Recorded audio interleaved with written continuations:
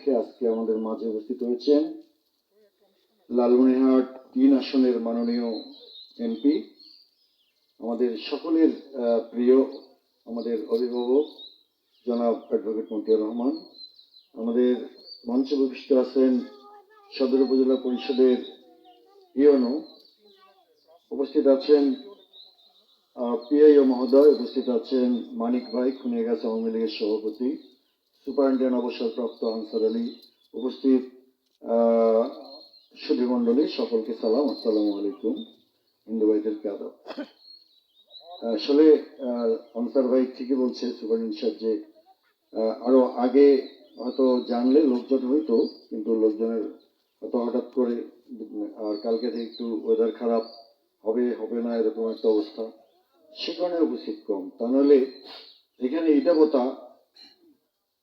হচ্ছে এমন একটা জায়গা ছিল যে এখানে এর থেকে দুর্গম জায়গা আর ছিল না, এখানে আসারে বুদ্ধি ছিল না। সারা বর্ষাকাল ওই ভেলায় করে পার হওয়া লাগতো, বাচ্চা কাচ্চা ভেলায় পার হইতো, ওই পাশের স্কুলটাও ভেলায় পারা যেত।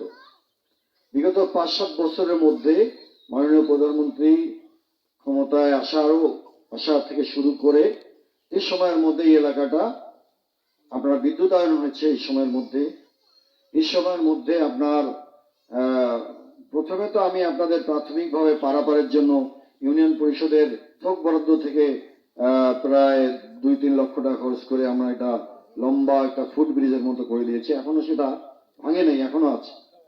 তারপরে আবার ত্রাণের ব্রিজ এখান থেকে ২০০ গজ বাড়িতে, তারপরে আবার এটা ওই রাস্তাটাকে যোগাযোগ করার জন্য এটা দেওয়া হয়েছে। তারপরে আবার রাস্তা গত বছর শুরু হয়েছে, তাই না? ওই যেটা দিয়ে আমরা আসলাম, এখন রয়েছে এইটা রাস্তা, এই ব্রিজের উপর দিয়া। এটাই নিয়ম, যখনই একটা জায়গায় একটা কাজ করবেন তখন এটা আরেকটা কাজের প্রয়োজন দেখা দেয় সেখানে, ওইটা যখন করবেন তখন আরেকটা কাজের প্রয়োজন দেখা দেয় সেখানে। এটাই নিয়ম, এটা শুধু এইখানকার না, সব জায়গায় একই নিয়ম। এখন এগুলো হয়েছে, রাস্তা হয়েছে, ব্রিজ হয়েছে, একের পর এক বিদ্যুৎ হয়েছে, এখন আবার ছোট ছোট কোন রাস্তা আছে সেগুলোও করতে হবে। আপনারা অবশ্যই যে আবিদুল বুঝি বললো, আমি মনে করেছি ভাই বলবে, আবিদুল বললো ফেসবুকে তার যে ডিও লেটারটা সেটা পোস্ট করেছে কে যেন, আমি করিনি অবশ্য। তা সেখানে কিন্তু আপনাদের এই রাস্তার নাম আছে, জানেন কি? কেউ জানেন না? জানেন এই রাস্তার নাম, উনি নতুন যে ডিও লেটার দিয়েছে তার মধ্যে এই রাস্তাটি দেওয়া আছে। তো আর এই যে আনসার ভাই বললো ধরলার কথা, অবশ্যই ধরলার ব্যাপারে ভাই কথা বলবে, কিন্তু আপনি ধরলার ব্যাপারে প্রতিটা মুহূর্তে আমরা প্রস্তুত থাকি।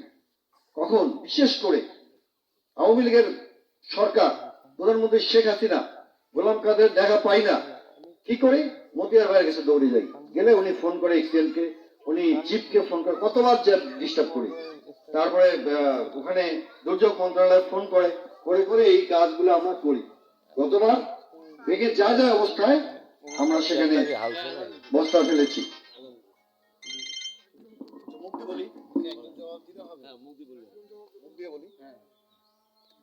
গতবার কিন্তু ভেঙে যাওয়ার উপক্রম হয়েছিল, তারপরে জরুরি কাজ করা হয়নি।